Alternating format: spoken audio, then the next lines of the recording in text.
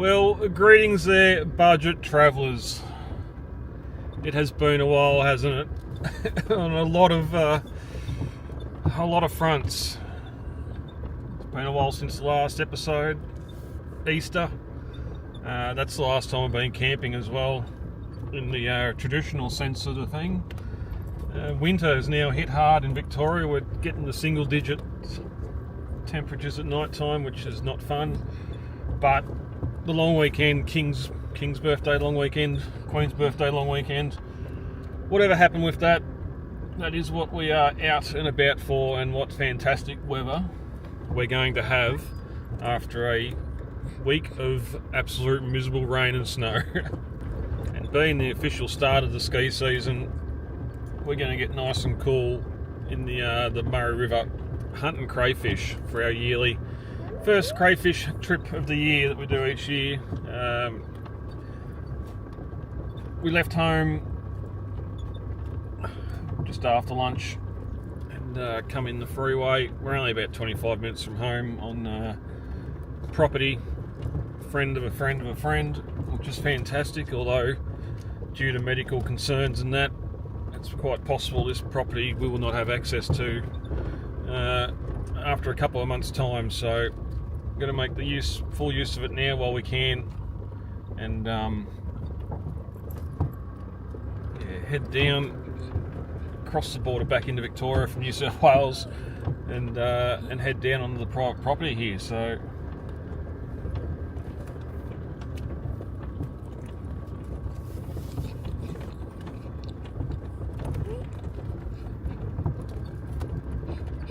but it's just good. It's good to get back out. I have been away most nights in the truck working, so I'm in a sleeping bag in a area smaller, more headroom but less footprint. So yeah, I'd say smaller than the back of the Colorado, the bunk on the truck. I have been thinking about doing a video of just camping out of the truck. Still don't know how I'm going to go having a fire on the side of the highway in a parking bay, but ask for forgiveness instead of permission, I suppose, when it comes to that one. But we'll spin around here. We don't really need to because we've got the camera outside recording, but a couple of little things have changed. You probably won't notice from the footage here at the moment, but the Colorado's sitting 2 inches taller. After Easter, after the Flinders last year, after the Cape, the original suspension on this thing was absolutely rooted, as it's just shy of 200,000 Ks. So I wanted to get it done. Me and the missus were going to go away for 4 days this long weekend, back across to the Flinders Ranges, across to Port Perry, up and do the circuit, but leave the van at the Port Perry Caravan Park where we stayed last year. If you haven't seen that video, go back and check it out. 2-part series on the Flinders Ranges. Great spot to visit, and I want to get back over there. So we're going to do that. But obviously the weather's been absolutely horrible. They've had a hell of a lot of rain over there, and a lot of those creeks that were bare when we were over there last year are now running in flood. So we didn't end up doing that. There's been some issues at home. Money is just being sucked out of us everywhere at the moment, not just the government. So there's still diesel being as high as it is, even though petrol's come back to where it should have been. It was going to be an $800 trip just for fuel, so we weren't going to do that. Plus I'd gone in. It's just a shame now that only one suspension place was actually open in town, and unfortunately, because they are it's Iron Man, I won't not call them out, but Iron Man, they were open on a Saturday, which I wanted to go in there and say I want this, and book this. We're sliding towards that gate. It's not fun. I want this. Yep, no worries. $4,000. So maybe I don't have to do this, and then realised I was a couple of weeks away. Shh, Roxy, shush. I was a couple of weeks away, so I thought, bugger it. they don't do some beehives there.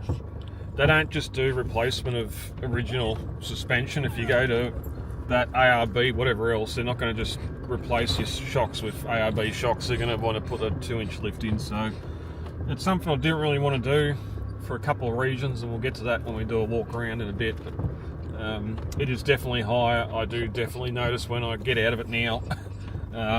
It is sitting nice with the van behind it, even though we're not fully loaded. We're just down here for a couple of nights. And I might have to put the hubs in here because this is moving around a little bit. That's it. Just in case.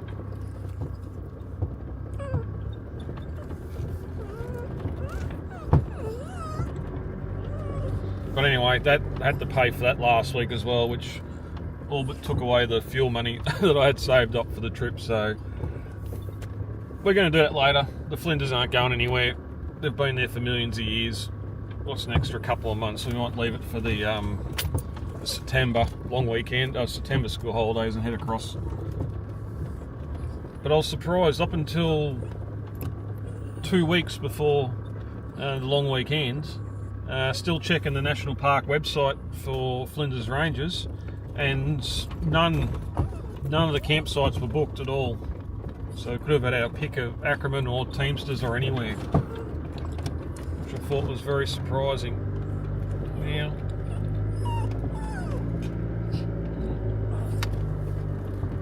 the mulch rains are definitely paying for themselves. So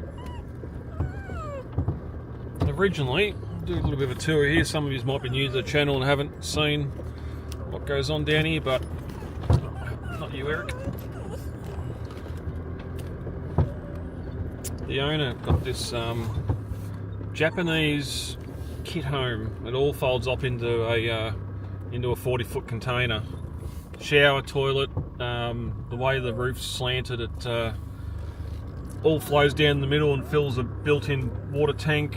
The company itself's no longer in operation now, but it is definitely a trick bit of gear.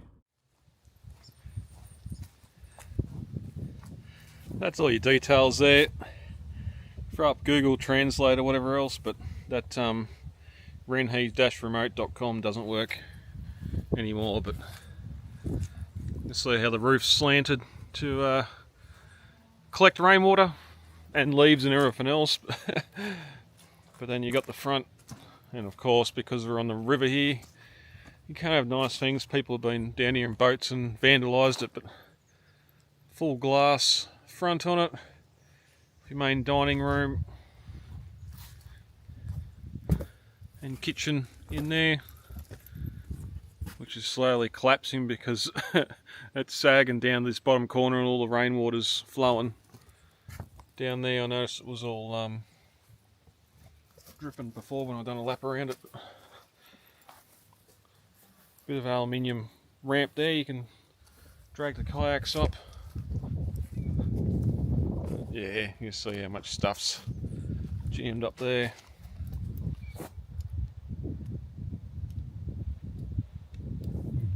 Water overflowing off the roof. But then you got 2 bedrooms that are on this side as well. So, and yeah, she just all folds up. That green bit in the middle there is about the same size as your normal container, shipping container. Floors fold up, roof folds down. All your walls get packed in against the inner walls, and yeah, I now don't know if there's I don't know how much they would have been worth back in the day, but not a bad little hut to have down on the side of the Murray River. 2005 is written on the side of it from when it was manufactured, but unfortunately where we are down here it does flood whenever the Murray River floods, and it goes underwater, so the floorboards are completely ruined in it. The leaves have blocked up all the water catchment system. Oh, Roxy, fine, stick your head out. Something like that, just being able to set up anywhere, side of a mountain, on the side of the river here, be absolutely fantastic. So there's no firewood there, so we're going to go down here to where we normally put the boat in. See what we can find. Everyone else is coming tomorrow morning, so I've got the place to myself tonight. Pretty much said, because the chainsaw's not coming tomorrow and the boat trailer move wood, it's just going to camp on a fallen tree tonight, so I've got wood on tap, and then worry about I'll let you out to run. Yeah, you'll run. Shh. What's wrong, Rox? I know. It's been since Easter. It's been since Easter.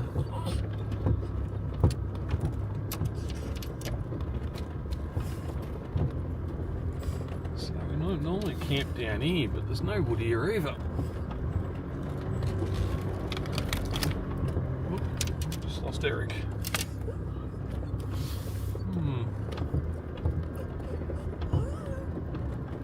That limb there still looks a bit green though. Anyway, we'll do a bit of the dog circle around, sniffing the ground, looking for somewhere to do a poop. We'll find somewhere to set up for camp, and yeah, get the van set up.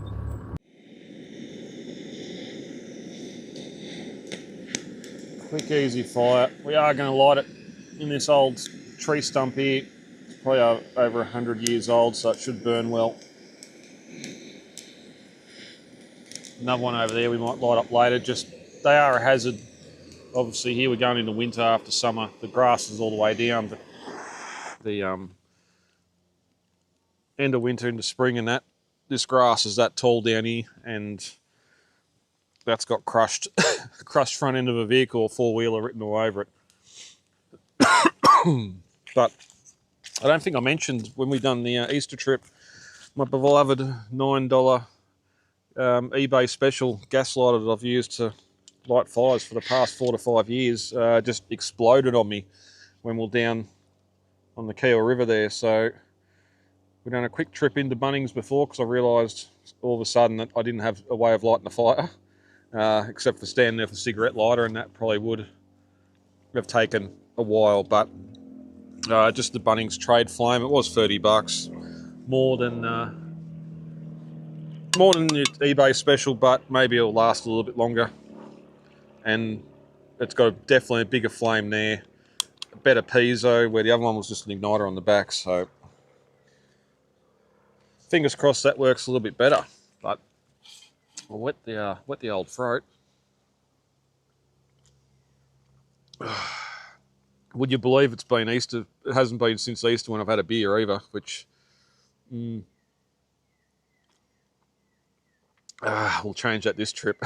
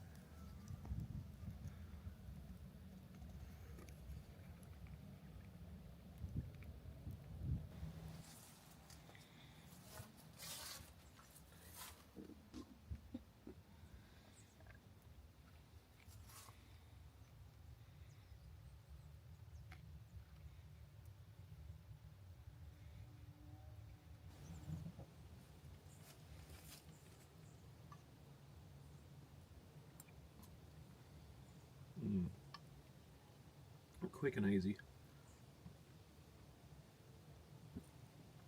That's a big bug.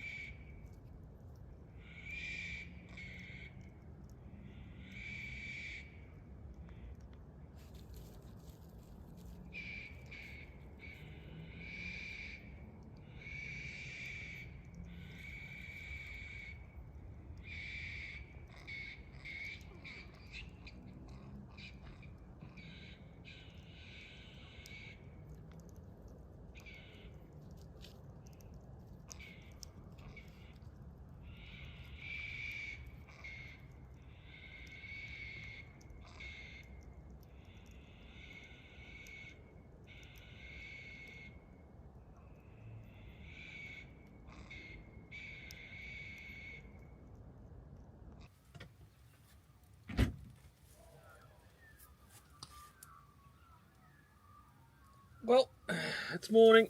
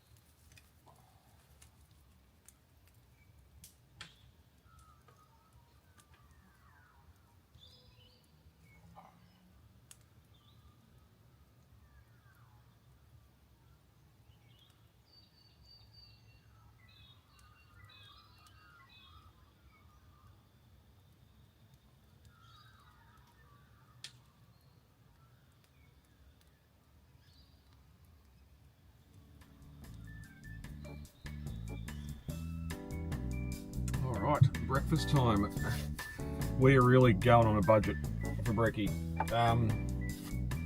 Target / Kmart, Anko had this nice little single egg pan with matching egg flipper. $6, I think. I've already got a couple you would have seen in the past. Good size for an omelette and that. And even just doing a fried egg. It's basically a big egg ring that's good for a roll, like an egg and bacon roll or whatever. But we're doing that. Got our egg. I've been seeing it more and more, but spam, I know overseas it's big. We're going to, we've left the bacon at home and we're going to try some spam steaks in that as well. So we'll get that cut up and get it fried off, and then we'll add our egg and see how we go.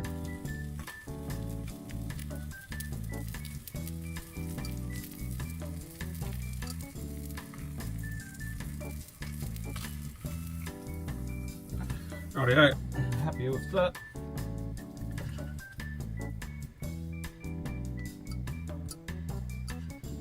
These aren't the biggest rolls, they're only Coles specials. Get our egg on.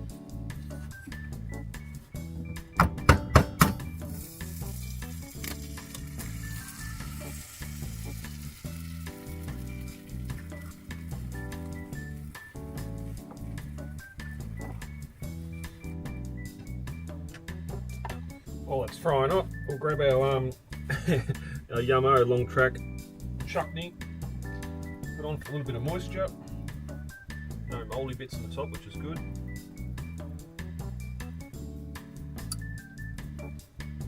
That. Next we'll need it for breakfast tomorrow.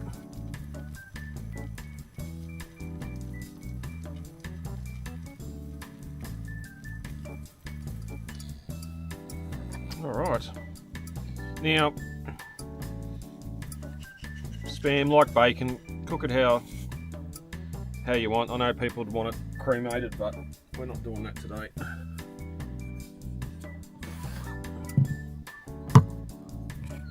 Stuff that everywhere.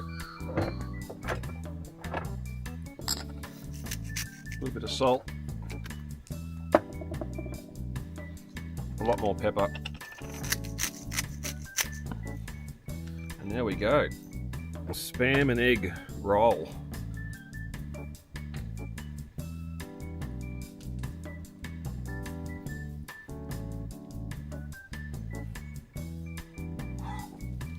Oi, come here. Don't be stupid. She's a lot bigger than you are. Come on, back over here.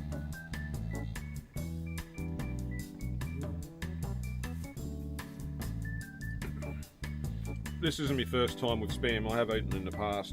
I used to have it sliced with sliced cheese in sandwiches, but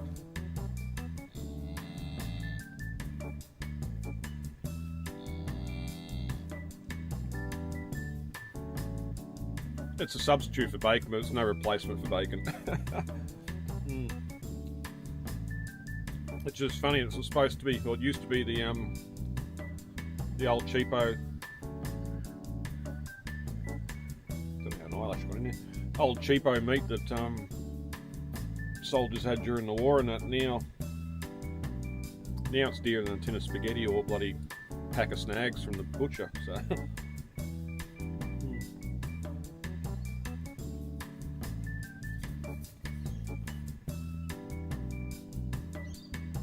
That's not too bad.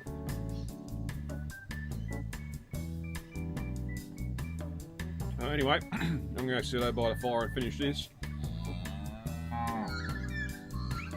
See if we get Mrs. Cow to go back over the river. I was sitting there having my coffee this morning at this big splash. And look around here, she was swimming across the river towards us. She got up there and she stayed there for the last half an hour, and all her friends on the other side of the river have stayed there. So I alluded to earlier, Colorado's had a little bit of a growth spurt. So as I said, we need to go and get suspension on it, because especially having the van on the back, it just sagged in the back. The last trip to Mei, Flinders Ranges, you hit enough heavy stuff and you could feel the back end bottoming out.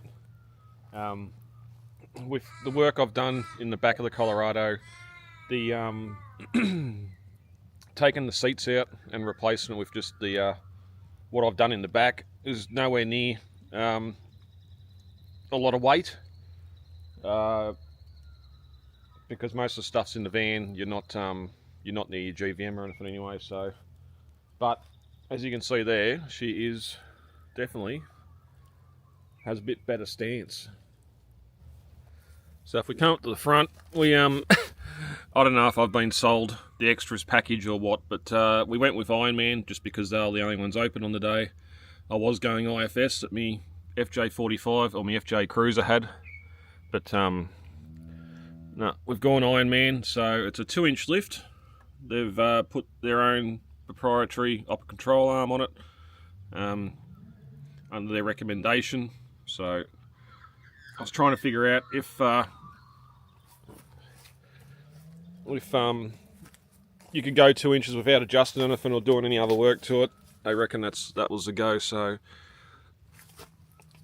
it is a lot better stance than what it was. I don't know if I'll be able to find a picture, but yeah, she looks good.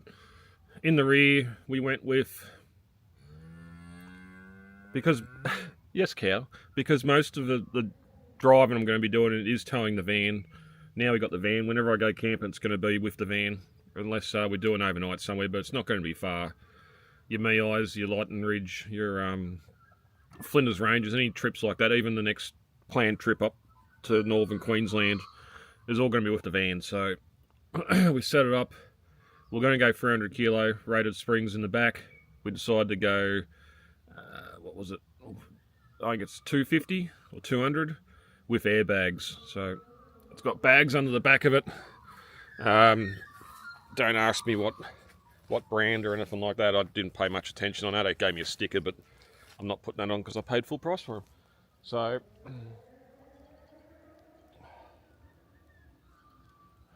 P plays on a Saturday morning. So that's definitely handled the weight.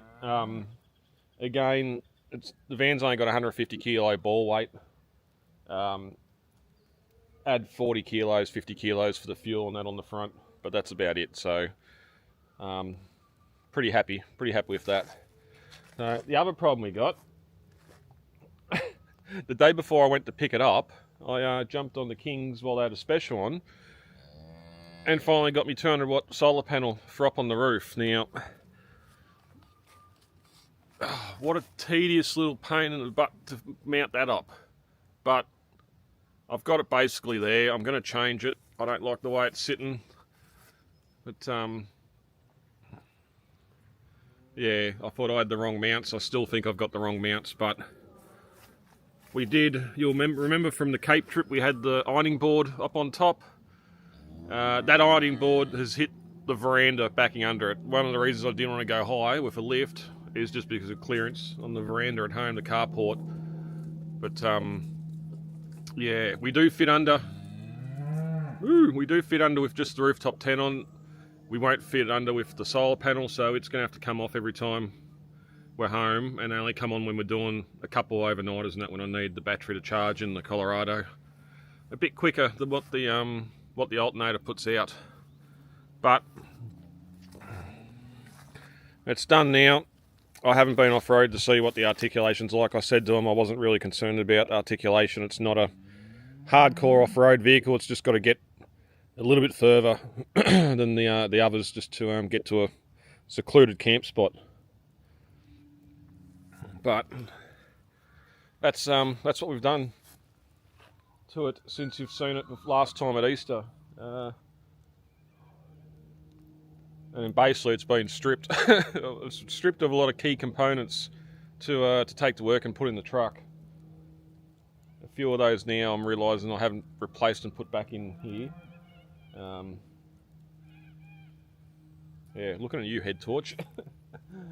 But anyway, that's what's going on with the Colorado. We are fully set up. Again, it's probably going to be a little bit quiet for the rest of the year. We're not going to MEI this year. Too much stuff on at home. So there won't be that trip. We were meant to be going to Flinders Ranges this weekend, but we're going to put that back to September. So if we do that, I'll film that. We'll head back over and check out Brackena Gorge again and all some of that lovely country over there. But that's basically going to be it for the year. Maybe an overnight trip or two. There's a couple of little things at home that I've got that I want to do a little review on. So keep an eye out for that. Even if I don't camp, I'll still get those reviews done and get them uploaded shortly. So what's been going on with the van? Now, another issue we had at Easter that I didn't tell you about or show you is on the last day, the Sunday before we come home on the Monday, I completely lost solar. There was no solar getting into the van. I tested the access points on the roof and the back, and there was power there. There's just nothing getting into the power management system. Now, I had the generator with me, ran the generator that evening just to charge the batteries up for the next day. And I didn't go back to the van for probably 3 or 4 weeks afterwards when we went to go. I knew we were going to start using it for this trip. Thought I'd get in and try and figure out what was going on with it. Got down, and I'll put the photo up here. We had a little bit of a melting issue now. I don't know if it's just because of the heat. I posted the photo onto one of the Jayco Facebook groups, and a lot of people were saying it's just Jayco's crap connections. It would have been a loose connection and it got hot and melted the plastic off the wires. So that's the main power coming from the solar panels. Now, they're supposed to be fused at the panel, but there's no fuse between the solar panel and that J-hub, so it's possibly over Christmas and New Year's and that, well, nearly hitting 40 degrees. It would have been that hot in there, plus the solar pumping that much heat in. It's probably been like that for a couple of months, and it was just on that last day, it just broke connection and didn't want to charge the batteries anymore. So we got that fixed. I did send an email to Jayco saying, hey, please explain. A month later, I've heard nothing back, and I don't expect to. So we cut that out. I put a fuse in there between the solar and the J-hub, and we also ran that main power back to a 50 amp hour circuit breaker, so I can flick that solar off and not have it going into the J-hub at all when it's sitting home doing nothing, or you're hooked into the generator or whatever else. You don't want that bit of technology deciding where the power's coming from, because if it plays up, all of a sudden you got all the power coming in from everywhere, and it's just going to light things on fire. So, boil some water for another cuppa. yeah, I suppose while I wait for this, we'll head back and see what the crays are doing.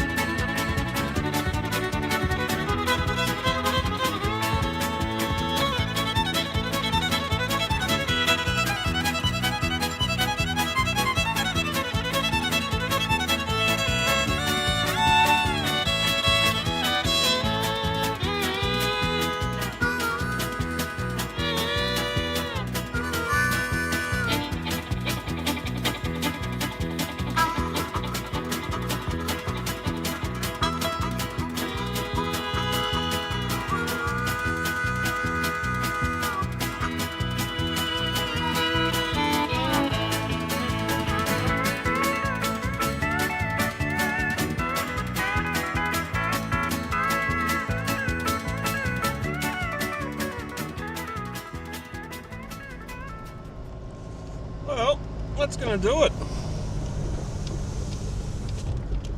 As I said, just give me a quick little overnighter. Well, not overnighter, we're down there for 3 nights. Quick little long weekend down the river, catching some crays, feasting. You never eat so well. This is when you're down the river camping. But a pretty big group, so I didn't film any of it. That's all right. Just a little check-in for the channel. We'll get some things organised at home. We'll start getting out again. I've got a new diesel heater at home to test.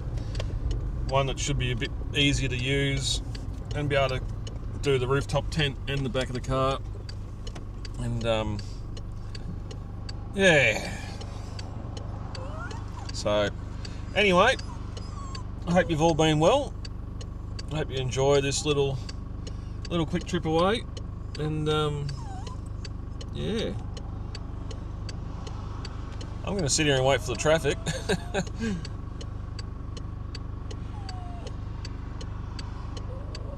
And I'll catch us down the road somewhere on the next adventure.